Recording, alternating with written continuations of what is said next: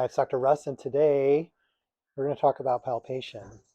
I've got a couple of exercises that you can do to help to really hone your palpation skill. The old chiropractor, Clarence Gonstead, used to say, find it, fix it, and leave it alone.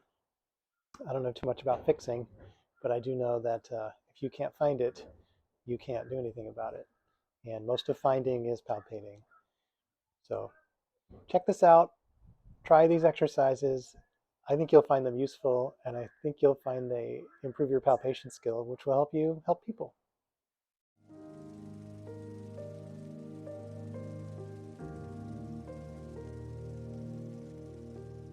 So let's get started, shall we? We've got a few common household objects here. Towels. Everyone knows I love towels. I have my car keys, a pen, and a few post-it notes. These are just examples. You can use anything you want. What I want you to do is take a big item, put it under a few layers of toweling.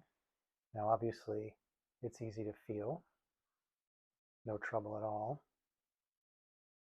But using a nice light palpation, try and find the outline of it and see if you can distinguish particular features of this. How many keys are on there? Which way are the remote buttons facing? Are they facing up or down? And you can also kind of get a sense of how mobile the keys on the ring are compared to the fob itself. And I always want to encourage everyone who's learning palpation to palpate gently and lightly, because this, you can feel so much less than this. Just feel this, okay? And if I take the keys out, I'll try a pen. Now it's under 4 layers of toweling. It's still there. And I can find its ends, there and there, and I can find its whole length. Pretty easy. Well, what happens if I go to 8 layers? 8 layers of toweling. Can I still feel it? Knowing that it's there really helps me feel it. And it's like that in anatomy. It's like that when you're feeling bodies, knowing your anatomy and knowing what's under there helps you find it. And there it is. I feel the pen. It's a hard cylinder under 8 layers of toweling. That's what it feels like. And if you have a partner you can practice with, I recommend you do, and have the person, when you're not looking, put objects under the towels and see if you can identify what object it is. Now, this is a little harder. It's 5 post-it notes. So I'm going to take it slow with myself, and I'm going to put it under 1 layer of towel, and I'm going to palpate that. And what I feel is that, of course, the towel feels the same. There's no change in the terry cloth.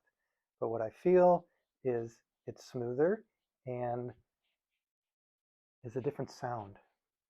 Definitely it's more mobile over the post-it than it is over the other towel, because those terry cloth fibers are interlacing between the layers, and there's no interlacing here.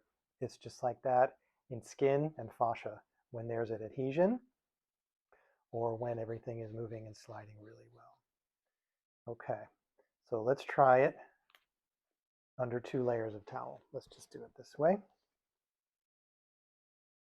And that is really different, because now I do have terry cloth underneath the top layer of terry cloth. I don't have the advantage of the same sliding, but I still can feel definitely a distinctly different texture from the sheet underneath to the post-it note right there. Now again, if I came in and someone had sort of like blindly put the towel over the post-it note and I didn't know where it was, would I be able to find it? Yeah, it actually gives some palpatory feedback here of a little bit of a crinkle. Just a little bit of a crinkle. Okay, and to really challenge, I'm going to take my pen and I'm going to roll it up. I'm going to roll it up in the towel. So now it's, I don't even know how many layers of toweling are. I know that it's in there. The question is, can I feel it? And what do I need to do in order to feel where that pen is? So what I'm doing is building a palpatory database. I'm building a vocabulary for my hands and my mind, and I'm exercising that neurological connection between my hands and my mind. And this is what gets you better palpation. And I've got the pen, and what I found is that if I get this pincher grip on it, and that I can find that it's a rigid object inside the towel, where over here the towel is much more flexy, and right here the towel is still flexy, but on the inside of it, there's no other word for it, there's a strut that is making it more rigid and giving it some structural integrity, just like a bone. For this next exercise, you just need a textbook. This is a really good one. If you don't have it, think about it. It's pricey, but so ridiculously informative. And what I'm going to do is sit at the head of my table and take a hold of my sheet. And I'm going to feel the slide of the sheet. Now, this is a really good exercise for improving your ability to feel fascial restriction from distal points. If I'm holding the wrist and moving the shoulder, and I can find that the restriction is in the lat, and people are always wondering did I know that? Well, this is the skill that I'm practicing. So right now I'm just getting a sense of the sheet and its friction on the table. I'm getting a little bit into easy mode here because there's good friction on the table because of my table warmer. But if I put this book down right in the middle of the table, it's a pretty heavy book. How does it change the feel of the sheet? So the amount of sheet that I'm pulling when my fingers are out here on the corners is different than the amount of sheet that I'm pulling when my fingers are in the middle. The amount of air that's under there is less than here. There's a lot more air. It has more give. It slides a little bit. Here the restriction is closer. I can feel the difference. What if I bring it all the way up here? Now the difference from left to right is going to be really quite significant. Or, oh, I get this short, hard stop right here.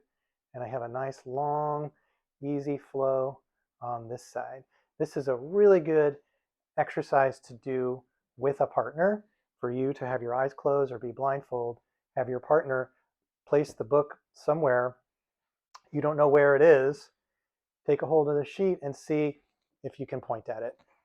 It's a great way. And sometimes you can, sometimes you can't. The point isn't to always be right. The point is to make your hands more sensitive by practicing and exercising those neurological pathways. It's my hope that you'll do this. It'll be fun. Your hands will get that much more sensitive, and it'll help you help your patients. Thanks for watching.